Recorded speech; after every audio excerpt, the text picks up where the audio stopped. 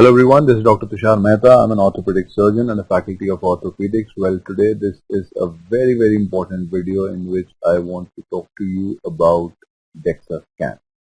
See, please understand that when we talk about Dexa Scan, it is a very important investigation of radiology, specifically for the branch of orthopedics, which is considered to be the investigation of choice, or in other words you can say the gold standard investigation for this condition that is suffering, that is the entire world is suffering from, a global hot burning topic called as osteoporosis. Now what we need to understand is this, that there are a lot of women in the middle age or elderly age group in and around our family. Whether they are developing osteoporosis or not, whether they have developed osteoporosis or not, is something that you can check with the help of this investigation. First of all, before I go further, let me tell you, the full form says dual energy X-ray absorptiometry. Now, how do we do it? Very simple. We have a Dexa machine. Okay. An elderly woman is made to lie down in that machine. Okay.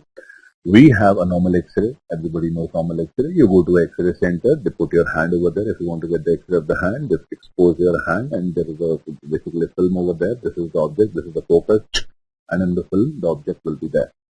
There's a single energy X-ray coming onto your hand. Here, what I said is dual energy X-ray. See what I said, dual energy X-ray. So what we need to understand is that one particular energy X-ray is exposed from one side, another particular energy X-ray is exposed from another side. So what we need to understand that two different energy X-rays from two different directions are exposed onto the patient. Not the entire patient is going to be exposed to these X-rays. No. We will focus on three areas. One is hip, the other one is spine, the third one is basically the wrist. Now, these three areas, which is hip, spine and wrist, are focused. Now, please assume with me that this is not my wrist, the wrist of an old woman who is lying over there in the Dexa machine. One energy X-ray comes from here and goes. Another energy X-ray comes from here and goes. When two different energy X-rays from two different directions will cross the hip, the spine, the wrist, they will tell us. They will tell us that how much is the mass of minerals in kilogram spread in a particular volume occupied in that bone in centimeter cubic. I repeat, the two energy X-rays from two different directions have crossed hip, spine, wrist, and after crossing each other, they told us that X kilogram mineral is spread in Y centimeter cubic volume, and you will get something which is called mass upon volume. Now, I'm sure everybody knows that mass upon volume is what is called as density. Density is seen in what? Minerals. Minerals are a part of what? Bone. So technically, when you calculate this mass upon volume, you land up into calculation of something which is called as bone mineral density. Now, please understand that you have calculated bone mineral density of hip, you have calculated BMD of spine, you have calculated BMD of wrist, you add all of them together, you divide by 3, you will land up into something which is called as bone mineral density, let us call it X bar. Okay.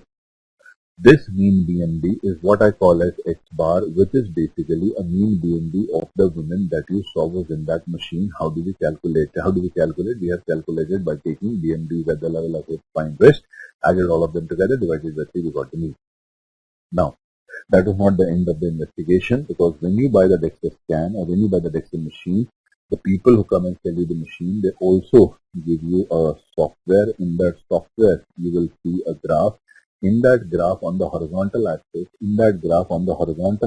you will see that in the center there is something which is called as X. The moment you will see that X, you will be like, oh, this is mean BMD of the women, of the patient.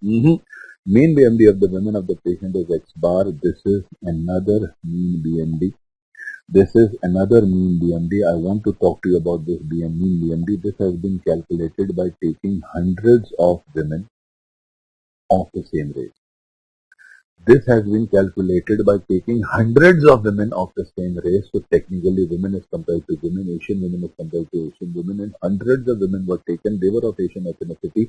Their mean BMDs were calculated. They were added together. They were divided by the total number. So we got mean BMD of the women of the complete race. Now what are we going to do? I'll tell you very simple. We are going to compare the mean BMD of our patient X bar to the mean BMD of the patient women of the same race X. Now, if you have read mathematics, then by now you must be able to know that when two means are compared to each other, they are always compared in terms of standard deviation from each other on the positive side, or value of standard deviation from each other on the negative side. Positive side, plus 0.5, plus 1, plus 1.5, plus 2, plus 2.5, minus 0.5, minus 1, minus 1.5, minus 2, minus 2.5, minus 3, and so on. Now come on, let's compare mean BMD of the women of the patient X bar. Let's compare it to the mean BMD of the women of the same race X. First possibility, please be attentive. First possibility, the mean BMD of the women X bar falls within minus 1 standard deviation of the mean BMD of the women of the same race. We are going to tell that old women in that machine that, hello, old women, it's okay. You're just an old woman. Up to minus 1 standard deviation is acceptable. It is normal.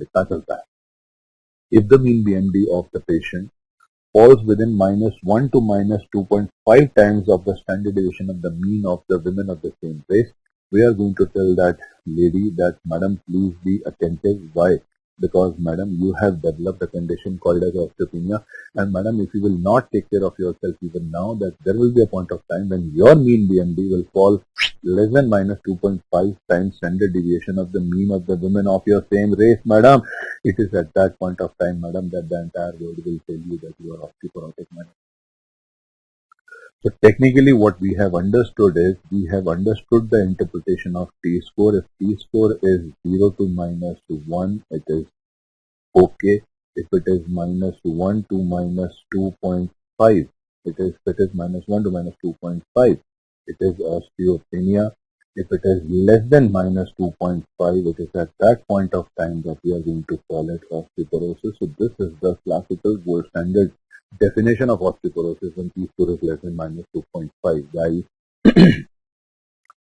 this woman who was in the machine, she got very angry. I'll tell you why. I told her your T-score is minus 2.8. Now you tell me, if somebody's T-score is minus 2.8, what does that mean? Osteoporosis. I told her the breaking news that you have osteoporosis. She got angry. I'll tell you why. She said, Dr. Tushar, you have done 2 mistakes. I said, what? She said, yes, your first mistake is that you have compared a woman to another woman. I said, how? She said, you have compared my mean BMD X bar to this mean BMD of the other women. So technically you have compared a woman to another woman. I said, okay, second mistake. She said, I'm 60 years of age. What is the age of all these hundreds of women? I said, I don't know. All I know is they are women like you. They are Asian like you. I don't know about the age. She said, I want to be compared to a woman of my same race, same age. I said, well, I don't care.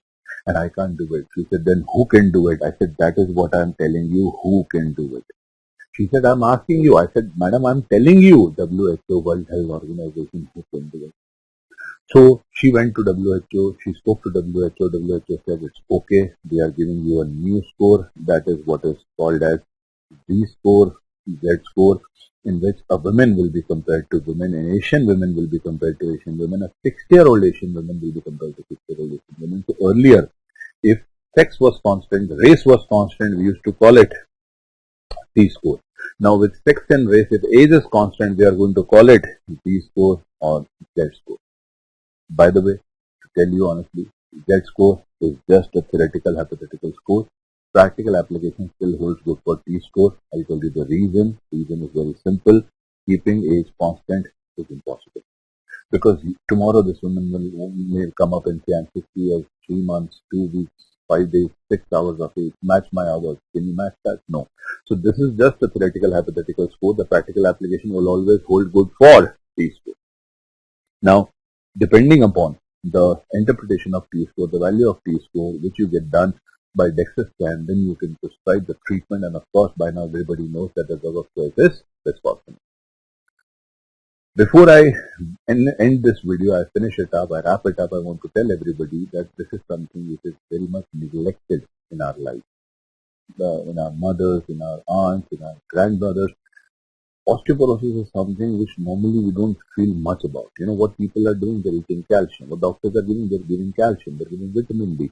Have you ever heard that in osteoporosis, drug of choice is calcium and vitamin D? No, drug of choice is just phosphorus. So there is a very under penetration of this investigation. There is a very under penetration of awareness of osteoporosis. So I request that every woman after menopause, crossing 50 and above, should get a yearly Dexa Scan done and should evaluate the T-score and of course get treated for this problem and should, after treatment, should also get a repeat Dexa Scan to check whether T-score is coming in track or not. Still, we need a lot of awareness about this gold standard investigation with which you can correctly detect, diagnose osteoporosis. You can do your treatment, you can follow up your treatment, you can change your treatment. So it is not only a diagnostic but a prognostic technique as well. I hope you liked this video. It gave you not only MCQs and concepts and clinical knowledge, but gave you common sense as well. I wish you all the best. Thank you. God bless.